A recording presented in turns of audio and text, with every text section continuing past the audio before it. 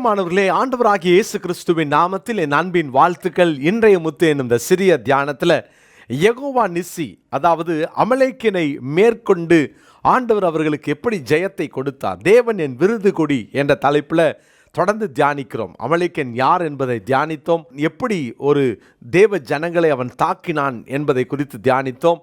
அப்போ அமலேக்கனை மேற்கொள்வதற்கு மோசே மலை உச்சிக்கு சென்றார். தேவனோடு தனித்திருக்கிறதற்கு அவர் தெரிந்து கொண்டார். அப்போ கூடவே தேவனுடைய கோலையும் கையில் கொண்டு போனான்னு பார்த்தோம்.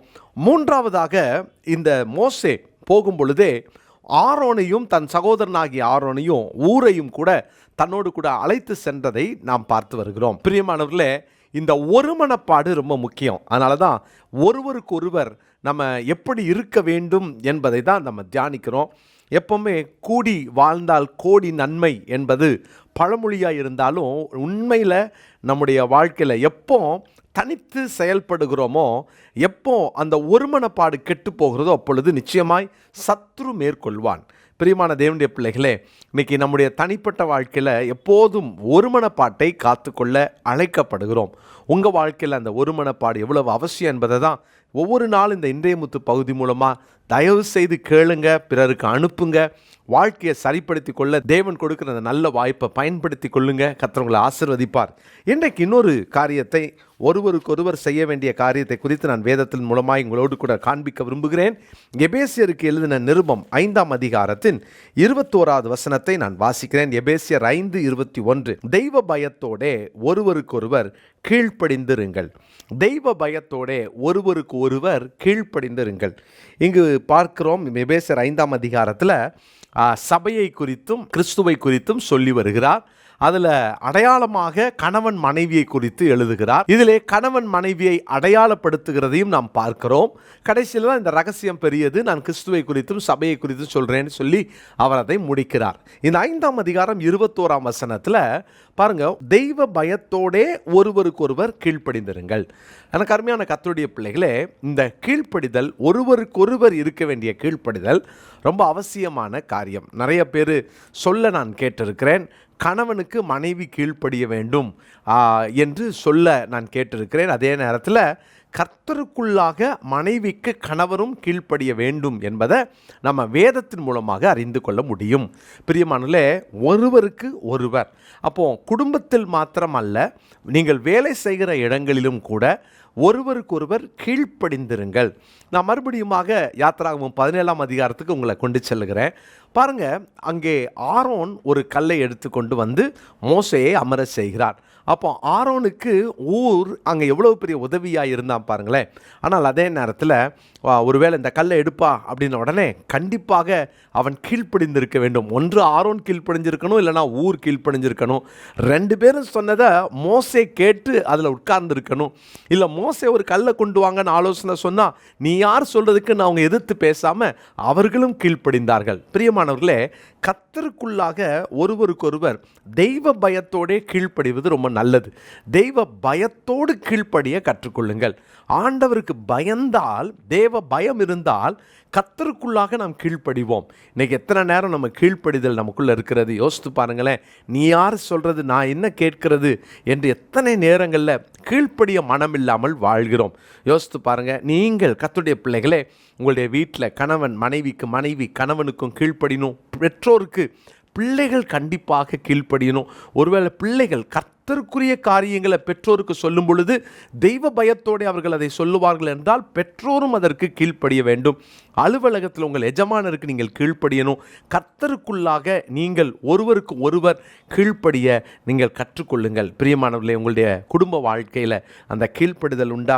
வேதத்தில் ஒரு வசனத்தை உங்களுக்காக காண்பிக்கிறேன். 1 பேதுருவின் புஸ்தகம் 5ஆம் அதிகாரத்தின் 5வது வசனத்தை நான் வாசிக்கிறேன். 1 பேதுரு 5:5. அந்தப்படி இளைஞரே, மூப்பருக்கு கீழ்ப்படியுங்கள். நீங்கள் எல்லாரும் ஒருவருக்கொருவர் கீழ்ப்படிந்து மனத்தாழ்மையை அணிந்து கொள்ளுங்கள். பெருமையுள்ளவர்களுக்கு தேவன் எதிர்த்து நிற்கிறார், தாழ்மையுள்ளவர்களுக்கோ கிருபை அளிக்கிறார். ஒருவருக்கொருவர் கீழ்ப்படியுங்கள். எப்போ இந்த கீழ்ப்படுதல் வரும் தெரியுமா? தெய்வ பயம் இருந்தால் வரும். ரெண்டாவது, இங்கே மனத்தாழ்மையை அணிந்து கொண்டால் வரும். மனத்தாழ்மை இல்லைன்னா கீழ்ப்படுதல் வராது. நான் சொல்கிறேன் அவன் செய்யலை அப்படின்னா அதுக்கு என்ன அர்த்தம்னா மனத்தாழ்மை இல்லைன்னு அர்த்தம். அதே நேரம் நாமும் கூட ஒரு நாளும் அங்கே ரிங் மாஸ்டராக மாறிடக்கூடாது. நாமும் கூட ஒரு பெரிய ஒரு கோலை எடுத்து ஒரு தடியை எடுத்து மிருகங்களை மிரட்டுகிற அப்படி ஒரு ரிங் மாஸ்டராக இருந்துடக்கூடாது. கர்த்தருடைய பிள்ளைகளே, பண்போடு பட்சமாக அந்த கீழ்ப்படியத்தக்கதாக உபதேசம் பண்ணவும் அந்த உபதேசத்தை ஏற்றுக்கொள்கிற மனப்பான்மையும் இருக்க வேண்டும். நீங்கள் ஒருவருக்கு சொல்லி அவங்க கீழ்ப்படியணும்னா உங்களுக்குள் அந்த மனத்தாழ்மை இருக்கணும். அதே நேரம் கீழ்ப்படுகிற அந்த மனப்பான்மை இருக்க வேண்டும். பிரியமானவர்களே, அது இருக்கிறதா என்பதை செக் பண்ணிக்குவோம். 1 பேதுரு 5:5 இன்றைக்கு நம்ம மனப்பாட வசனமாக குறித்து கொள்வோம். 1 பேதுரு 5ஆம் அதிகாரம் 5ஆம் வசனம். பிரியமானவர்களே, இந்த தெய்வ பயத்தோடு தாழ்மை அணிந்து கொண்டு பெருமையை தூக்கி எறிந்துவிட்டு நாம் ஒருவருக்கொருவர் கீழ்ப்படிவோம் என்று சொன்னால், அங்கே அமலேக்கியன் நமக்கு எதிராக நிற்கிற எத்தனை பெரிய அமலேக்கியன் அவன் தோற்று போவான். யெகோவா நிசி, தேவன் என் விருது கொடி என்று நீங்களும் நானும் சொல்ல முடியும். அமலேக்கனை மேற்கொள்ளுங்க. ஒருவருக்கொருவர் கீழ்ப்படிந்தால் அமலேக்கனை மேற்கொள்ளலாம். ஜெபிக்கலாமா? நல்ல தகப்பனே, ஆண்டவரே, தெய்வ பயத்தோடு தாழ்மையை தரித்து கொண்டவர்களாக, பெருமையை தூக்கி எறிந்தவர்களாக ஒருவருக்கொருவர் நாங்கள் கீழ்ப்படிதலோடு கூட நாங்கள் ஒருவரை ஒருவர் அணுக எங்களுக்கு அனுக்கிரகம் செய்யும். தாழ்த்தி உமது கரங்களிலே ஒப்புக் கொடுக்கிறோம். தொடர்ந்து அந்த அமலேக்கினை மேற்கொள்வது எப்படி என்பதை கற்றுக் கொடுக்கிறீர்.